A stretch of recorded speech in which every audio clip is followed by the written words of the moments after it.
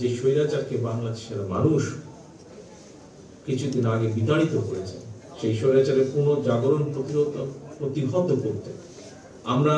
প্রতিজ্ঞাবদ্ধ আপনাদের মতো।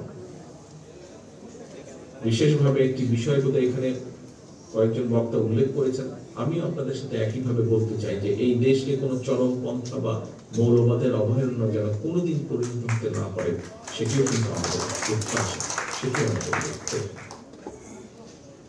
আমাদের সাথে হয়তো আপনাদের সকলের আদর্শিক অবস্থান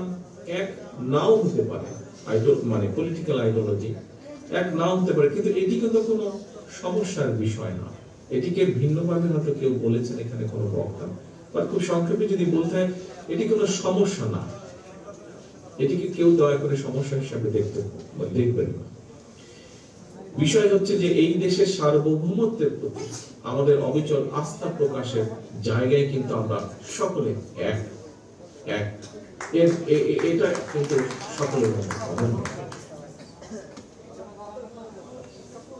সম্মানিত উপস্থিতিবৃন্দ, এদেশের মালিকানার একমাত্র দাবিদার এই দেশের সকল নাগরিক। এই সত্যটাকে যদি আমরা প্রতিষ্ঠিত করতে চাই তাহলে মানুষের ভোটাধিকারের প্রশ্নে গণতন্ত্র প্রতিষ্ঠার জন্য বাক স্বাধীনতার পক্ষে একটা অবাধ সুষ্ঠু নির্বাচনের পক্ষে আমাদের সকলকে ঐক্যবদ্ধ হতে হবে। অর্থাৎ একটি অ্যাকাউন্টেবল অবস্থা দেশে তৈরি করা একান্তই প্রয়োজন, এবং আমরা যদি সেটি করতে সক্ষম হই, এখানে আপনারা আপনাদের কবি সাহিত্যিক আপনারা যারা বক্তব্য রেখেছেন, আপনাদের বক্তব্যে যারা আপনারা লেখার স্বাধীনতার কথা বলেছেন, মত প্রকাশের স্বাধীনতার কথা বলেছেন,